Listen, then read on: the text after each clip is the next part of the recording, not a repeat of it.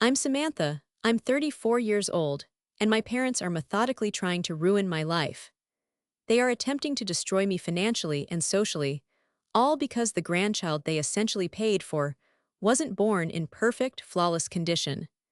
This is the story of how a supposed gift of $40,000, meant to bring life into the world, became a weapon they are now using to tear my world apart. My husband Liam and I had been on a long and winding road trying to start our family. For 5 years, our lives were a cycle of hope and disappointment, charted by ovulation calendars, temperature readings, and hushed, heartbreaking conversations after yet another negative pregnancy test. Liam, an IT specialist with a heart as steady and reliable as the systems he manages, was my rock. He held my hand through every doctor's appointment and wiped away every tear. We were a team, and we knew deep down that we would be good parents. We just needed a chance. My own parents, Brenda and Robert, were a different story. To the outside world, they were the picture of success and generosity.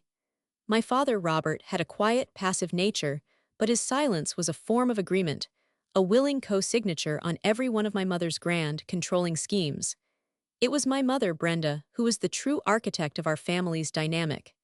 She was obsessed with appearances, with crafting a perfect public image of the perfect family. Every choice, every event, every holiday was a performance for her friends and neighbors.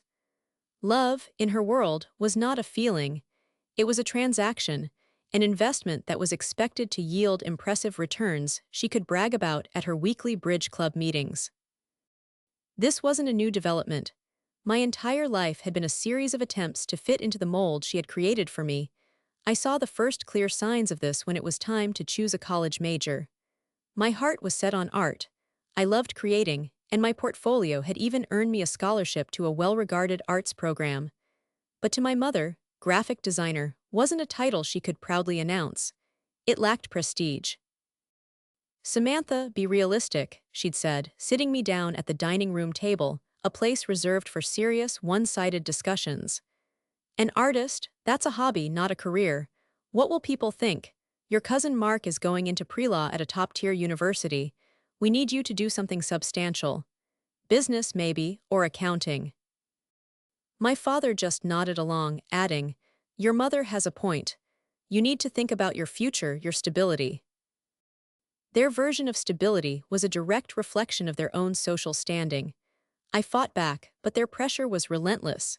In the end, we compromised. I ended up with a major in marketing with a minor in art, a choice that left me feeling like I was living a watered-down version of my own life. To this day, my mother will introduce me to her friends by saying, "This is my daughter, Samantha. She works in marketing," conveniently omitting the design part that I fought so hard to keep, and which is now my entire career. It was a small but constant reminder that my real self wasn't quite good enough for her brand. Their need for control reached its peak during our wedding planning. Liam and I wanted a small, intimate ceremony, a gathering in a rustic barn with only our closest friends and family. My mother was horrified. "A barn, Samantha, what will I tell the Hendersons? They just attended a wedding at the country club," she'd argued, her voice tight with panic. "And this guest list, it's practically no one. We have to invite the Martins, the Clarks, your father's business associates." The wedding slowly morphed from our special day into her social event. The guest list doubled, the rustic barn was vetoed in favor of a generic, respectable ballroom, and even the color of the napkins became a point of contention. Liam, who usually let my mother's comments slide, finally put his foot down when she tried to change our chosen first dance song to something more classic. "With all due respect, Brenda," he had said calmly but firmly, "this is our wedding. Samantha and I will be the ones dancing, and this is the song we will dance to." My mother looked at him as if he'd spoken in a foreign language. The idea that her input wasn't the final word was completely alien to her. She conceded on the song, but we paid for it in weeks of passive-aggressive comments about our unconventional tastes. They contributed a significant amount of money to the wedding, a fact they never let me forget. It was their first major financial gift that came with invisible strings, a down payment on my future compliance. Even Liam's perfectly respectable career wasn't immune to their judgment. IT specialist sounded too technical, too blue-collar for their liking. At family dinners, my father would try to reframe it. So Liam, you're sort of in the computer engineering field, Is that right? He'd ask, fishing for a more impressive-sounding title. My mother would chime in, my friend's son-in-law is a surgeon, the stories she tells. It was a subtle, continuous campaign to make us feel like we were falling short of an invisible, ever-shifting benchmark of success. So, after 5 years of our deeply personal and painful fertility journey, you can imagine my shock when my parents sat us down and made their grand offer. We were at their house for our weekly Sunday dinner, another one of my mother's performative traditions. Samantha, Liam, my mother began, her voice filled with a practiced, solemn sincerity. Your father and I have been talking. We know how much you want a baby, and it breaks our hearts to see you struggling. I braced myself for some unhelpful advice, or a story about someone she knew who got pregnant the moment she just relaxed. But that's not what happened. We want to help, she continued, looking from me to Liam. We've decided we want to give you the money for IVF treatments, all of it. My father cleared his throat and named the sum. $40,000. We want to give you $40,000 to make this happen. We want to be grandparents, and we don't want money to be the thing that stands in your way. I was stunned into silence. I looked at Liam, whose eyes were wide with disbelief. $40,000 was a life-changing amount of money. It was more than enough for several rounds of treatment. It was the key that could finally unlock the door to the family we dreamed of. For a moment, all the past grievances, the subtle criticisms, the constant pressure, it all faded away. Maybe I had misjudged them. Maybe, underneath the obsession with appearances, there was a genuine, selfless desire to see me happy. We don't want you to pay it back, my mother added, reaching across the table to put her hand on mine. Her touch felt surprisingly warm. This is a gift, from our hearts to yours. In that moment, looking at their hopeful faces, I allowed myself to believe her. I let a wave of gratitude wash over me, so powerful it nearly brought me to tears. I thought this was the beginning of a new chapter for us. I had no idea it was just the prologue to a nightmare. The drive home from my parents' house was thick with a strange mixture of shock and elation. The number echoed in my mind, $40,000. It felt less like a real sum of money and more like a magic word, a password that granted access to a future we had almost given up on. I kept replaying the conversation in my head, searching for hidden clauses or unspoken expectations. I can't believe it, I said, finally breaking the silence. Did that really just happen? Liam was driving, his knuckles white on the steering wheel. He was staring straight ahead, his expression unreadable. It happened, he said, his voice flat. You don't sound happy, I observed, a knot of anxiety tightening in my stomach. This is everything we've been hoping for, isn't it? A real chance. He sighed, a long, heavy sound that seemed to carry the weight of our 5-year struggle. Sam, of course I'm happy about the chance, but we know your parents. A gift from them is never just a gift. There's always a price tag, even if it's invisible. This time feels different, I argued, wanting it to be true with every fiber of my being. Did you see Mom's face? She looked genuinely emotional. And Dad said it explicitly, we want to be grandparents. This isn't about impressing their friends, this is about family. I hope you're right, Liam said, turning to look at me for a moment, his eyes softening. I really do, for your sake and for ours. But we need to go into this with our eyes wide open. We need to agree that whatever happens, the decisions about our family, our child, they are ours to make, no one else's. Of course, I said immediately. That's not even a question. We talked late into the night, weighing the pros and cons. Liam's skepticism was a necessary anchor, keeping my soaring hopes from flying into the sun. He was right to be cautious. We had a long history of their help coming with conditions, but the desire for a child was so powerful, a deep, primal ache that overshadowed everything else. The $40,000 wasn't just money, it was hope in its purest, most tangible form. By morning, we had decided we would accept. I called my mother to tell her. Her voice was bright, almost giddy. "Oh, Samantha, that's wonderful news. I'm so thrilled. I'll have your father transfer the money today. We're going to be a family." The phrase, "we're going to be a family," stuck with me. It felt a little possessive, as if this was a group project she was now managing. But I pushed the thought aside. I was determined to see this as a fresh start. True to his word, the money appeared in our savings account the next day. The full $40,000. Seeing that number on the screen made it real. It was a safety net, a promise. Liam and I looked at it, and for the first time in years, the crushing financial anxiety that came with fertility treatments lifted. We could finally breathe. We immediately scheduled a consultation at a top-rated fertility clinic. The process began, and it was as grueling as we'd been told. It was a whirlwind of appointments, injections, hormones that sent my emotions into a tailspin, and invasive procedures. Through it all, Liam was my champion. He learned how to administer the shots, he cooked me healthy meals, and he held me when I cried from the sheer exhaustion of it all. My parents, true to form, were supportive in their own unique way. My mother called me daily, but her questions weren't about how I was feeling. They were about results. "So, what did the doctor say about the follicle count?" she would ask, using the clinical terms she'd learned from her own frantic research. "Are the numbers good? Are they optimistic?" It felt less like a mother checking on her daughter, and more like a CEO checking on a critical investment. She started talking about the baby as if it were already a reality, a fully formed person with a pre-written destiny. "I was looking at strollers today," she'd announce. "Only the best, of course, and I've already put our name down on the wait list for the best preschool in the area.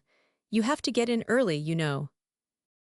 Liam would overhear these conversations and give me a look, a silent "I told you so." I would just shake my head, trying to convey that it was easier to humor her than to fight her on every little thing. The stakes were too high to rock the boat now. They talked incessantly about being grandparents. They planned the baby shower before we even had a positive test. They cleared out a spare bedroom in their house to create a nursery, decorating it in a generic, non-offensive beige. "For when the baby sleeps over," my mother explained, "it will be so wonderful to have him here." It was always him. In her mind, the perfect grandchild was a boy. A strong, healthy boy who would carry on some imaginary family legacy she had constructed in her head. The day we found out the first round of IVF was successful, I felt a joy so pure and overwhelming it felt like my heart might burst. I called Liam first, and we just cried on the phone together. My next call was to my parents. "Mom, it worked," I said, my voice trembling. "I'm pregnant." There was a shriek of delight on the other end of the line. "Oh my goodness, Robert, she's pregnant. It worked. Our baby is on the way." Our baby, there it was again. The months of my pregnancy were, in a way, a golden age in my relationship with my parents. They were attentive, doting, and for the most part happy. Their investment was paying off. The narrative was proceeding according to plan. They threw me a lavish baby shower where my mother held court, telling the story of their generous gift to anyone who would listen. They weren't just going to be grandparents, they were the heroic benefactors who had made it all possible. I tried to enjoy it, I really did. I let myself believe that this new life growing inside me was healing old wounds and building new bridges. Liam remained wary, attending family functions with a polite but watchful smile. He saw what I refused to see, that their love and support were entirely conditional on the outcome. We were all just actors in Brenda's grand play, and the final act had yet to be written. The day our son was born was the best day of my life. After a long and exhausting labor, the moment the doctor placed him on my chest, the world fell away. He was tiny, perfect, and utterly breathtaking. He had a full head of dark hair and Liam's calm, old soul eyes. We named him Leo. Holding him, feeling his small body breathing against mine, I felt a love so fierce and absolute it redefined the very meaning of the word. Liam was right beside me, his face a mess of tears and pure adoration. In that moment, we weren't a couple who had struggled. We were a family. My parents arrived at the hospital a few hours later. They came in bearing an enormous bouquet of flowers and a balloon that declared it's a boy. My mother rushed to my bedside, not to ask how I was, but to get a look at the baby. "Oh, there he is," she exclaimed, peering into the bassinet. "He's beautiful, Samantha, absolutely perfect. He has the Henderson nose, don't you think, Robert?" My father nodded dutifully. "A handsome little fellow, congratulations." They seemed genuinely thrilled. They took pictures, they cooed over him, and my mother immediately started talking about all the plans she had. For a few blissful hours, everything was exactly as it should have been. The dream they had invested in had come true. The first sign that something was wrong came the next morning. A pediatric cardiologist came into our room, her face kind but serious. She explained that during a routine check, she'd heard a distinct heart murmur. While many murmurs are harmless, she wanted to rue an echocardiogram just to be safe. Liam and I exchanged a worried glance, but we tried to stay calm. The test was performed right in the room, a quiet, tense procedure where a technician moved a probe over Leo's tiny chest. We watched the flickering images on the screen, not understanding any of it, our hearts pounding in time with the whooshing sound from the monitor. Later that afternoon, the cardiologist returned. She sat down, her expression grave, and the world tilted on its axis. Leo had a congenital heart defect. Specifically, a condition called tetralogy of Fallot, a complex set of 4 related defects that affected the structure of his heart and the way blood flowed to his lungs. "It's serious," she said gently, "but it is treatable. He will need open-heart surgery within the first few months of his life. After that, he will require lifelong monitoring and care from a cardiologist, but he can go on to live a full, healthy, and active life." The words open-heart surgery hung in the air, sucking all the oxygen out of the room. My baby, my tiny, perfect, one-day-old son needed surgery on his heart. I felt Liam's hand find mine, his grip like a vice. The joy of the previous day evaporated, replaced by a cold, terrifying fear. But underneath the fear was something else, a primal, unwavering resolve. It didn't matter what it took, we would get him through this. He was our son, and we loved him unconditionally. We decided we had to tell our parents. They were supposed to visit again that evening, and it felt wrong to hide it from them. We were still processing the shock ourselves, and a part of me, a naive and hopeful part, thought that this crisis would be the thing that finally made them act like real, supportive parents. I thought their concern for their grandson would override everything else. I was wrong. They arrived, smiling, carrying another gift bag. "We brought him his first cashmere sweater," my mother announced cheerfully. Liam intercepted them before they could get to the bassinet. "Brenda, Robert, can you sit down for a minute? We have something to tell you." The smiles vanished from their faces, replaced by looks of apprehension. We sat them down on the small hospital sofa, and with trembling voices, we explained what the cardiologist had told us. I watched their faces as the words sank in. And I saw no concern, I saw no empathy, I saw no sadness for their grandson. What I saw was a slow, dawning horror, as if a prized possession they had just acquired had been revealed to be damaged goods. There was a long, stunned silence. My mother stared at Leo's bassinet, as if it now contained something alien. "A heart defect," she finally whispered, the words coated in disbelief and disgust. "What does that mean? Will he be, normal?" "The doctor said he can live a full and healthy life," Liam said, his voice dangerously tight. "But he will need surgery and ongoing care." My father, for the first time, spoke up. "How could this happen? Did you do something during the pregnancy, Samantha? Did you eat something you shouldn't have? Did you not rest enough?" The question was like a slap in the face. The implication was clear: this was my fault. I had delivered a faulty product. "No," I said, my voice shaking with a mixture of grief and rising anger. "It's a congenital condition, it's something that just happens. No one is to blame." My mother stood up and walked to the window, her back to us. She looked out at the city lights, her posture rigid. "All that money," she said, so quietly I almost didn't hear her. All that effort for this. For this, Liam repeated, standing up. For this, he is your grandson. His name is Leo. He's a beautiful baby boy who needs our love and support. Brenda turned around, and her face was a mask of cold fury and disappointment. Don't you take that tone with me, Liam. We invested in this family. We gave you everything you needed to have a healthy child. This is not what we signed up for. The cruelty of her words was breathtaking. It was so direct, so devoid of any human compassion that it felt like a physical blow. The illusion I had so carefully constructed, the illusion of their love and support, shattered into a million pieces. They weren't grieving for Leo. They were grieving for their perfect story, for the bragging rights that had been stolen from them. Their investment had failed to mature as expected, and they were furious. They left the hospital room without another word, without even a glance at the baby in the bassinet, leaving behind nothing but the stench of their curdled dreams and the echo of their brutal, unforgiving disappointment. The days following our return home from the hospital were a blur of love and fear. We were completely consumed by caring for Leo. Learning to manage his needs, the constant worry about his health, the endless stream of appointments with pediatricians and cardiologists, it was overwhelming. But every time I held him, every time I looked into his trusting eyes, the fear was eclipsed by a love so profound it felt like it could move mountains. Liam and I were a fortress, a two-person army dedicated to our son. The $40,000 from my parents sat in our savings account, no longer a symbol of their generosity, but a necessary war chest for the battle ahead.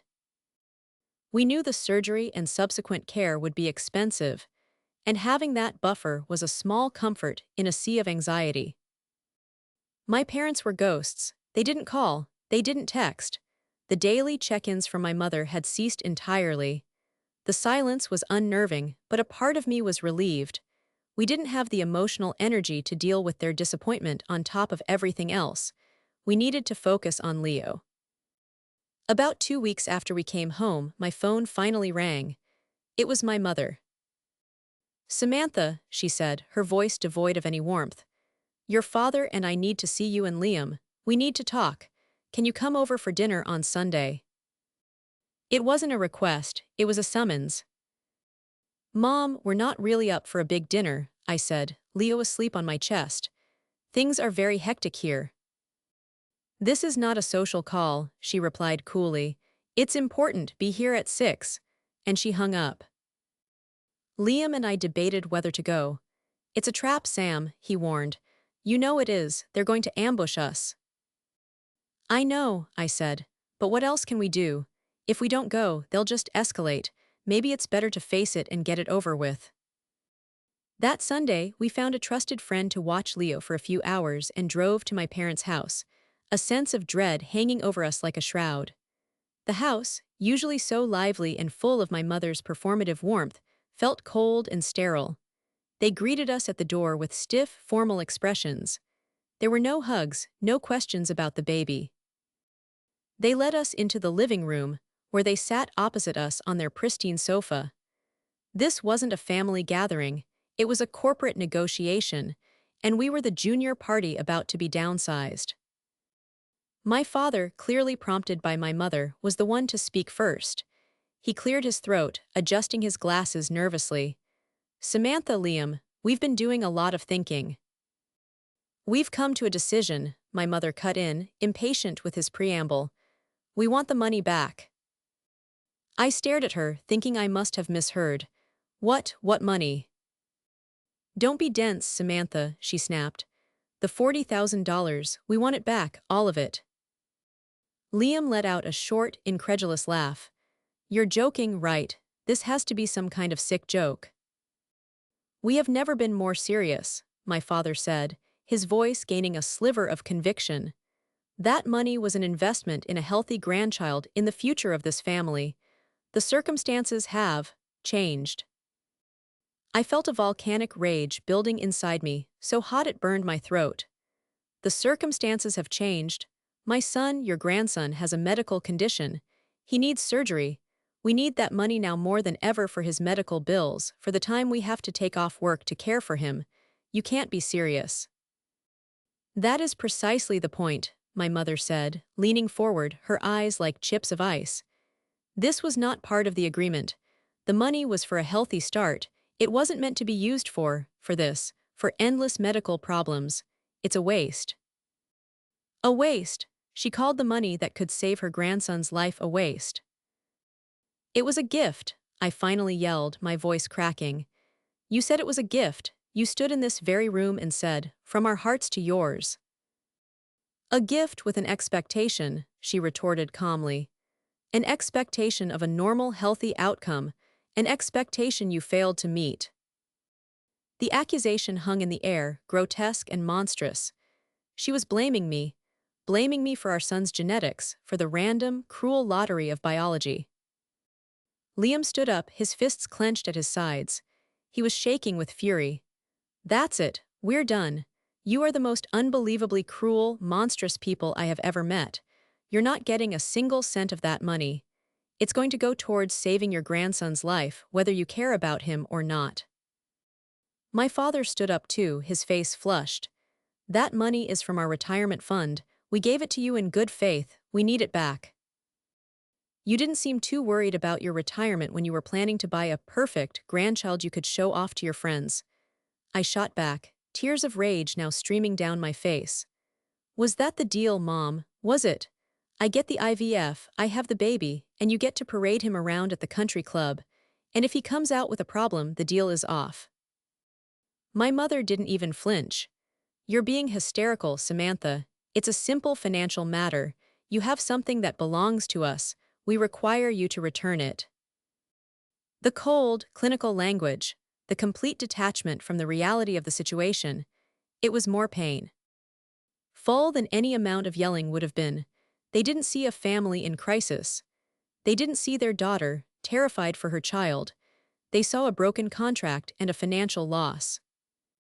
No, I said, my voice dropping to a low, firm whisper. Absolutely not. The money is for Leo. It was always for him. That you see him as a liability instead of your grandson says everything I need to know. I turned and walked towards the door, not waiting for Liam. He followed a second later. As I walked out, I heard my mother's final, chilling words float after me. You will regret this, Samantha. We will not be taken advantage of. We got in the car and drove away in complete silence, the bond with my parents irrevocably severed. The war had begun. The silence that followed our walkout was heavier and more ominous than before. It was no longer a passive absence of communication. It was an active, hostile quiet. We knew they were angry, but we had no idea how far they were willing to take their perceived grievance. Our world had shrunk to the four walls of our home and the sterile corridors of the hospital. Leo's surgery was scheduled for 6 weeks' time, and all our energy was focused on that single point on the horizon. The first hint that something was wrong in the outside world came from my Aunt Carol, my mother's sister. She and my mother had always had a competitive, tense relationship, but Carol had a good heart. She called me one afternoon, her voice hushed and conspiratorial. Samantha, honey, I don't want to upset you, she began, but I think you should know what your mother is telling people. My heart sank. What is it, Aunt Carol? She's been calling everyone, the whole family. She's saying that you and Liam are having financial trouble, that you took a large sum of money from them under false pretenses, and now you're refusing to pay it back. She's making it sound like you exploited them. I felt sick. She's leaving out the part where it was a gift for IVF, and the part where they're only demanding it back because Leo is sick. Completely, Carol confirmed. She's framing it as you two being irresponsible and ungrateful. She even had the nerve to say she's worried about how you're managing with the baby, implying you're not fit to handle the stress. It's a disgusting, twisted version of the story, and frankly, I don't believe a word of it. But some people do. Her words were a chilling confirmation of Liam's fears. They weren't just angry, they were actively trying to poison our reputation with the very people who should have been our support system. The calls from other relatives trickled in, some, like Carol, offering support and disbelief at my parents' behavior. Others were more hesitant, their questions laced with suspicion. Is everything okay, Samantha? We heard you and your parents had a falling out over money. Each call was a fresh stab of betrayal. But the true bombshell dropped a week later. It came in the form of a text message from my best friend, Jessica. It contained only a screenshot and a single sentence. "Sam, what on earth is this? You need to see this now." I opened the image. It was the top of a GoFundMe campaign page. The photo was a carefully selected, sad-looking picture of my parents, sitting on their sofa with forlorn expressions. The title of the campaign was, "Help Us Recover Our Stolen Life Savings." My hands started to shake. I clicked the link Jessica sent. The page loaded, and as I read the text my parents had written, the world fell out from under me. It was a masterpiece of fiction, a symphony of lies composed to paint them as the ultimate victims and me as a heartless monster. To our friends, family, and kind-hearted strangers, it began. It is with the heaviest hearts that we have to share our story. We are Brenda and Robert, two retirees who have fallen victim to unimaginable financial and emotional abuse at the hands of our own daughter, Samantha. For years, we saved diligently for our golden years. But when our daughter and her husband came to us with stories of financial hardship, our love for her clouded our judgment. We agreed to lend them our entire life savings, $40,000, to help them get on their feet. We did this out of love, trusting that she would honor her promise to pay us back. Recently, our daughter had a baby. While this should be a joyous time, it has brought with it new financial strains for her. When we gently reminded her of the loan, needing the funds for our own mounting medical bills and basic living expenses, she became cold and hostile. She has refused to return a single dollar of our money. She is, in effect, holding our retirement hostage. We are left with nothing. We are heartbroken and terrified for our future. We never thought our own child could be so cruel. Any amount you can donate to help us recover from this devastating betrayal would be a blessing. We have been robbed of our financial security and our peace of mind. Please help us. I read it twice, then a third time, unable to process the sheer audacity of the lies. Stolen life savings. Elder financial abuse. Refuses to return a single dollar. They had twisted the narrative so completely, so maliciously, that it was barely recognizable. They had taken our personal tragedy, our son's illness, and erased it entirely, replacing it with a sordid tale of their own victimization. I scrolled down, my stomach churning. There were comments, dozens of them. "This is sickening. I can't believe a daughter would do this to her own parents. Sending prayers. I just donated $50. I hope you get your money back from that awful, selfish woman. Brenda and Robert, you are such kind people. I am so sorry this is happening to you." Strangers, complete strangers were reading this, believing it, and donating money based on this grotesque fantasy. They had already raised over $3,000. My name, my character, my reputation, all of it was being systematically destroyed in a public forum for anyone to see. The humiliation was a physical sensation, a hot wave of shame that washed over me, even though I had done nothing wrong. They had taken my greatest vulnerability, my love for my child, and used it to craft the perfect lie, a lie that made me the villain and them the martyrs. It was brilliant, and it was evil. I sat there, staring at the screen, my phone feeling like a lead weight in my hand. Liam came into the room, took one look at my face, and knew something was terribly wrong. I couldn't speak, so I just handed him the phone. I watched him read, his expression shifting from confusion to disbelief, and finally to a cold, hard rage I had never seen in him before. "Okay," he said, his voice dangerously calm. "That's it. They've crossed a line there's no coming back from. We are not letting this stand." His resolve snapped me out of my shocked paralysis. He was right. We couldn't let them do this. This wasn't just a family squabble anymore, it was public defamation and fraud. "What do we do?" I asked, my voice barely a whisper. "We fight back," Liam said, already moving into action. He was an IT specialist, a man who dealt in logic and data. This was a problem, and he was going to solve it. "First, we gather our evidence. Then we shut them down. For the next hour, we became digital detectives. Liam dug through his online banking records and found the original wire transfer from my father's account.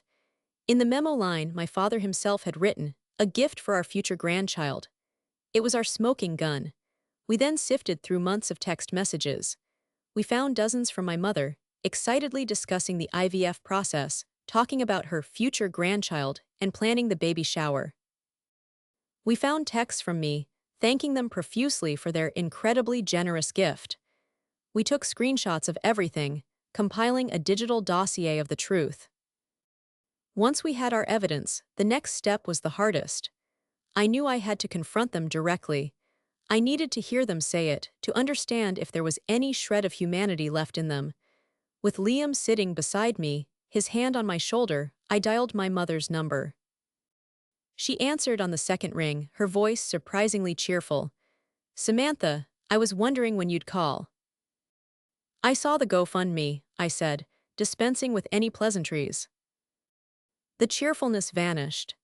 "And, did you see how many people support us?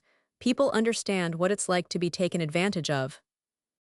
"How could you do it?" I asked, my voice breaking. "How could you lie like that? Stolen life savings, elder abuse, you know that's not what happened. You're telling the entire world that I robbed you." "You forced our hand," she said, her voice turning to steel. "We gave you an opportunity to do the right thing and return our money. You refused. We are simply using the resources available to us to reclaim what is ours." "It was a gift for your grandson, who you have completely abandoned. You don't ask about him, you don't care that he's having major surgery in a few weeks. All you care about is this money." "Don't you dare bring that baby into this," she hissed. "This is about your dishonesty. You are selfish, Samantha. You always have been. You think the world revolves around you and your problems. Well, it doesn't. We have problems too, and you created them." That was the moment I knew. There was no reasoning with her. There was no misunderstanding to clear up. This was who they were. Their love was a weapon, their generosity a trap. In their minds, they were the heroes of this story, the victims of a cruel, ungrateful daughter. There was no reaching them. "You're right," I said, a strange calm settling over me. It was the calm of a final decision being made. "This is about my dishonesty. For years, I was dishonest with myself. I pretended you were loving parents. I pretended your criticism was concern. I pretended your control was ca. Ray, the charade is over. You won't hear from me again. You will not see your grandson. This is over." I hung up before she could reply. I looked at Liam, and he just nodded, his eyes full of sorrow and support. The finality of my words hung in the air. It was a death, in a way. The death of the hope that I might one day have the parents I always wanted. The next step was clinical. We drafted a formal complaint to GoFundMe's trust and safety team. We methodically laid out the facts, attaching our evidence, the bank transfer memo, the text messages, a brief but clear explanation of the situation. We reported the campaign for being fraudulent and defamatory. Then I did something I never thought I would do. I went on my own social media. I wrote a single, carefully worded post, visible only to my friends and family. I didn't engage in theatrics or mudslinging. I simply stated the facts. "To my friends and family," I wrote, "it has come to my attention that a fundraising campaign has been started by my parents, Brenda and Robert, which contains false and deeply hurtful allegations against me and Liam. To clarify, the $40,000 they are referencing was an explicit gift to us to help fund IVF treatments. We have documentation of this." Their demand for the money back, and this subsequent public campaign, only began after our son, Leo, was born with a congenital heart defect. We refused to return the money because it is now needed for his extensive medical care. We are heartbroken by these actions and the lies being spread. For the health and well-being of our son and our new family, we have made the difficult decision to cease all contact with my parents. Thank you to everyone who has reached out with support. It means the world to us. I hit post and turned off my phone. The ball was in their court. We had told the truth. Whatever happened next, we would face it together. The support that poured in was immediate and overwhelming. Friends, cousins, even old neighbors reached out, horrified on our behalf. The tide was turning. The truth, it turned out, was a powerful weapon too. Within 48 hours, the GoFundMe campaign vanished. We received a generic email from their trust and safety team stating that the fundraiser had been found to be in violation of their terms of service and had been removed. All donations had been refunded. A small, quiet victory, but it felt monumental. We had stood up to their bullying and won. The fallout in the family was swift and decisive. My Aunt Carol called to say she had given my mother a piece of her mind, ending a lifetime of strained sisterly civility. A few cousins who had initially been swayed by my parents' story sent me tearful, apologetic messages. But the family was fractured. Some relatives sided with my parents, either because they believed their lies or because they simply didn't want to get involved in the drama. My parents, I heard through the grapevine, were incandescent with rage, telling anyone who would listen that I had used my marketing skills to manipulate everyone and turn the family against them. They were incapable of seeing their own role in the disaster they had created. But honestly, I didn't care.